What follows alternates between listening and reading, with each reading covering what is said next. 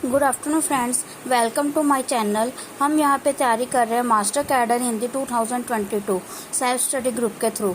तो हमने लास्ट जो हमारी वीडियो है उसमें हमने भारतेंदु युग स्टार्ट किया था, जिसमें हमने भारतेंदु युग के प्रमुख कवियों के बारे में पढ़ा था और भारतेंदु हरिश्चंद्र जी की रचनाओं के बारे में पढ़ा था। तो आज हम यहाँ पे कुछ और अन्य कवियों के बारे में या लेखकों के बारे में पढ़ेंगे और उनकी रचनाओं के बारे में पढ़ेंगे। तो आगे हैं हमारे बालकृष्ण भट्ट।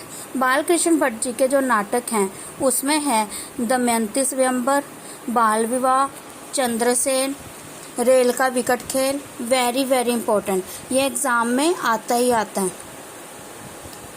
कलिराज की सभा, जैसा काम वैसा परिणाम, पंच महाजन। तो ये है बालकृष्ण भट्ट जी की कुछ नाटक। आगे हैं उनके उपन्यास। उपन्यास में है नूतन ब्रह्मचारी, 100 अनजान और 1 सुजान। ये दोनों इम्पोर्टेंट हैं, इनमें से एक एग्जाम में पूछी जा सकती है। अगली है रहस्य कथा। तो ये हैं बालकृष्ण भट्ट जी के कुछ उपन्यास। आगे है हमारे पास निबंध संग्रह। निबंध संग्रह में उनके जो निबंध हैं उसमें है साहित्य सुमन, भट्ट निबंधमाला, आत्मनिर्भरता, चंद्रोदय, एक अनोखा स्वप्न, प्रेम के बाग का सैलानी, साहित्य जन समूह के हृदय का विकास। तो ये जो है इनके निबंध हैं।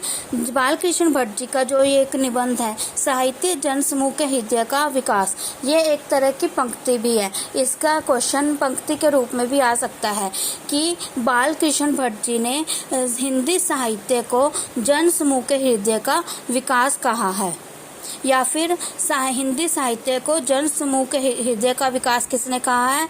हमारा आंसर आएगा बालकृष्ण भट्ट। तो ये हैं इनके कुछ नाटक, उपन्यास और निबंध। आगे है बालकृष्ण भट्ट जी के संबंधित कुछ इम्पोर्टेंट बातें। बालकृष्ण भट्ट जी ने हिंदी वर्धिनी सभा की स्थापना प्रयाग में 1933 संवत में की थी। यहाँ पे संवत है जी, ध्यान रखना है, ईस्वी नहीं है। 1933 संवत में की थी प्रयाग में हिंदी वर्धिनी सभा की स्थापना बालकृष्ण भट्ट जी के द्वारा। इनकी जो रचनाएं हैं, जो नाटक उपन्यास है, उसमें मुहावरेदार भाषा का सर्वाधिक प्रयोग किया गया है। भट्ट जी ने हिंदी प्रदीप पत्रिका तथा प्रेम पुंज पत्रिकाओं में अंग्रेजों के विरुद्ध कार्य किया है, या फिर उनके विरुद्ध आवाज उठाई है, उनके खिलाफ लिखा है। तो इस कौन सी पत्रिकाएं हैं? हिंदी प्रदीप, ये इम्पोर्टेंट है। ज़्यादातर क्वेश्चन हिंदी प्रदीप के में से आता है। नेक्स्ट हमारे कवि हैं जो लेखक हैं बद्री नारायण चौधरी। इनको प्रेमघन भी कहा जाता है। इनकी जो काव्य रचनाएं हैं ललित लहरी, वेरी इंपॉर्टेंट,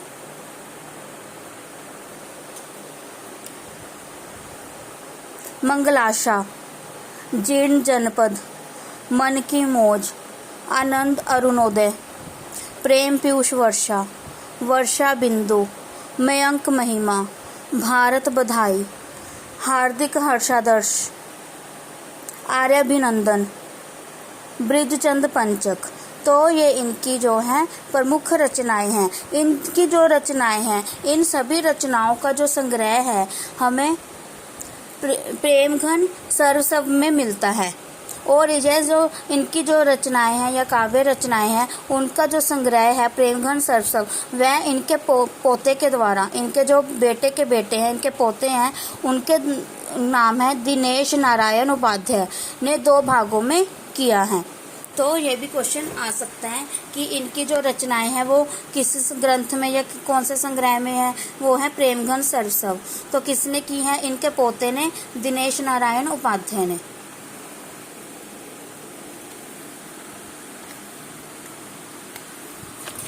आगे हैं इनके नाटक।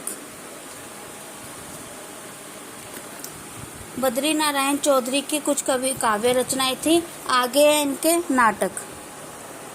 इसमें है भारत सौभाग्य, प्रयाग रामागमन, वीरांगना रहस्य महानाटक।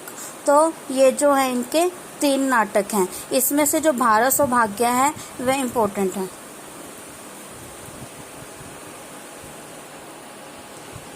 नेक्स्ट है हमारा, इन्होंने आनंद कादंबनी नामक मासिक पत्रिका में का संपादन व प्रकाशन 1881 ईस्वी में किया था। नगरी नीरद साप्ताहिक पत्रिका का संपादन व प्रकाशन 1893 ईस्वी में किया था। जो प्रेमघन जी हैं उन्होंने 2 पत्रिकाओं का संपादन व प्रकाशन किया है, आनंद कादंबनी और नगरी नीरद। इसमें से आनंद कादंबनी इम्पोर्टेंट है।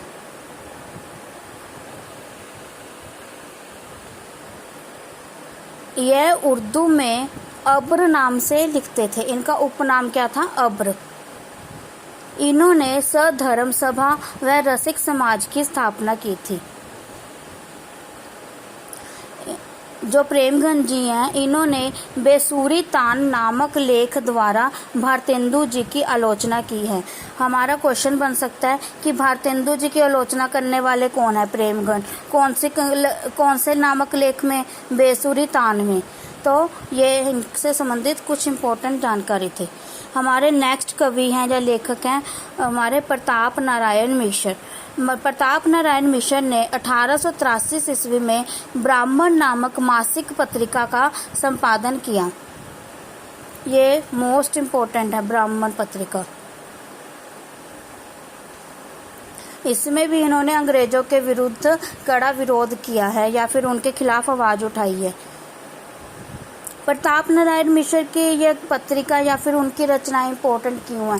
क्योंकि वह भारतेंदु हरिश्चंद्र जी को अपना गुरु मानते थे और वह उनके द्वारा जो निर्मित भाषा थी या फिर उनकी जो भाषा शैली थी, काव्य शैली थी, उसी का प्रयोग करके उन्होंने अपनी रचनाएं की हैं और उन्होंने अपनी रचनाओं में भारतेंदु जी को महत्वपूर्ण स्थान भी दिया है।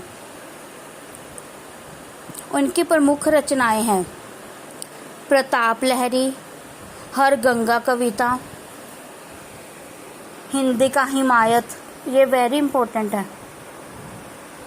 हिंदी का हिमायत, रसखान शतक, मन की लहर, दंगल खंड, बरहमन, श्रृंगार विलास, लोकोक्ति शतक, प्रेम पुष्पावली, दीवाने, प्रताप पीयूष। तो ये इनकी कुछ इम्पोर्टेंट रचनाएं हैं, प्रमुख रचनाएं हैं जिसमें हिंदी का हिमायत किसी न किसी तरह से पूछी जा सकती है। नेक्स्ट है इनके नाटक। यहाँ पे हम क्या कर रहे हैं, जो हमारा आधुनिक काल है या फिर हमारा आधुनिक युग है, उसके बाद हमारे हिंदी की विभिन्न गद्य विधाओं का आरंभ हो गया था, जैसे नाटक शैली, एकांकी, जीवनी, यात्रा वृत्तांत। तो ये जो विभिन्न हमारे विधाएं हैं, वो जो अगर किसी राइटर से संबंधित जो भी है हमारे पास जानकारी है, मैं वो सारी एक साथ ही लेकर आऊँगी। क्योंकि जो हमारे नाटक हैं, एकांकी है, निबंध हैं, इनके जो आपको परिभाषा या फिर इनका अर्थ हैं वो हम अलग से क्लास लगाएंगे और उसमें अगर कोई हमारा राइटर छूट जाएगा तो हम वहाँ पे सिर्फ उनको कवर करेंगे। अदरवाइज हमारे जो राइटर चल रहे हैं हम उनके साथ साथ ही ये सारी छोटी छोटी विधाएं हैं या छोटे छोटे उनके उपन्यास या फिर उनका जीवनी, आत्मकथा जो भी है वो हम साथ के साथ कवर करने की कोशिश करेंगे। अगला है नाटक। इनके नाटक हैं संगीत शाकुंतल, कलि कौतुक रूपक, वेरी इंपॉर्टेंट, कलि प्रभाव, हठी हमीर, गो संकट, ज्वारी ख्वारी। अभी मैंने आपको बताया था कि प्रताप नारायण मिश्र जी हैं जो वो भारतेंदु हरिश्चंद्र जी को अपना गुरु मानते हैं और उनकी भाषा शैली, उनकी काव्य शैली के अनुसार उन्होंने रचनाएं की हैं और अपने चरित्र में उन्होंने भारतेंदु जी को खास स्थान दिया है। यदि आप देखोगे कि भारतेंदु जी का एक नाटक है हमीर हठ, उन्होंने एक नाटक लिखा था, इसी को उन्होंने उल्टा करके हठी हमीर बना दिया और उस पर उन्होंने रचना की है। इसी तरह से भारतेंदु जी ने तद्दीय समाज की स्थापना की थी। तद्दीय समाज में गौ रक्षा का वर्णन किया गया कि गौओं जो गायें हैं उनकी रक्षा करनी है, उनका मांस नहीं खाना है या फिर उनको उनकी पूजा करनी है। तो उन्होंने एक नाटक लिखा गो संकट। तो इस तरह से हमें देखने को मिलता है कि ये भारतेंदु हरिश्चंद्र जी को अब कितने अच्छे रूप से अपना गुरु मानते हैं। आगे हैं इनके कुछ निबंध। इनके जो निबंध हैं वो अलग अलग प्रकार के हैं। तो जिस तरह से सबसे पहले हमारे शारीरिक अंगों पर लिखे गए कुछ निबंध। निबंध है ये, नाटक नहीं। इसमें है नाखून क्यों बढ़ते हैं, ये एग्जाम में आया हुआ है। आगे है मूंछ, भौं, दांत, पेट। ये इनके कुछ निबंध हैं जो शारीरिक अंगों के नाम पर लिखे गए हैं। आगे है वर्णमाला के अक्षरों पर लिखे गए निबंध। हमारे जो हिंदी की वर्णमाला है उसमें से जो कुछ अक्षर है जैसे ट, त, ह, द, इनके ऊपर भी इन्होंने कुछ निबंध लिखे हैं। आगे हैं इनके विचार प्रधान निबंध। विचार प्रधान निबंध में इनके हैं 31 की धूम, बाल विवाह, अपव्यय, गोरक्षा, विलायत यात्रा। तो ये इनके विचार प्रधान निबंध हैं। आगे है इनके वैचारिक निबंध। वैचारिक निबंध में न्याय, सत्य, ममता, स्वतंत्रता। आगे है कुछ कहावत और लोकोक्तियों को शीर्षक बनाकर लिखे गए निबंध, जिनमें उन्होंने कहावतें या फिर लोकोक्तियां या सूक्तियां को शीर्षक बनाकर निबंध लिखे हैं। जैसे कि घूरे का कुत्ता लता बीने। दूसरा है कनातन का डोल बांधे, समझदार की मौत, वेरी इंपॉर्टेंट। बात, मनोयोग, वृद्ध, आप। इसमें से आप भी इम्पोर्टेंट है। इसके अलावा भारतेंदु युगीन प्रतिनिधि रचनाएं। इन्होंने भारतेंदु युगीन के प्रतिनिधि कवि के रूप में या लेखक के रूप में, निबंधकार के रूप में जो रचनाएं की हैं, इनमें है बेगार, रिश्वत, देशोन्नति, बाल शिक्षा, धर्म और मत, उन्नति। इसमें जो हमारी रिश्वत और बाल शिक्षा इम्पोर्टेंट है। तो ये थे हमारे भारतेंदु युग के कुछ 3 कवि थे। आगे हमारे पास कुछ और कवि हैं जिनके बारे में हम कल पढ़ेंगे। यदि आपको लगता है कि हाँ आपको कोई एक्स्ट्रा नॉलेज मिली है या फिर आपके पास जो स्टडी मटेरियल है उसमें आपके पास ये जानकारी नहीं थी, तो प्लीज़ मेरी वीडियो को एक लाइक कीजिए, शेयर कीजिए, सब्सक्राइब कीजिए।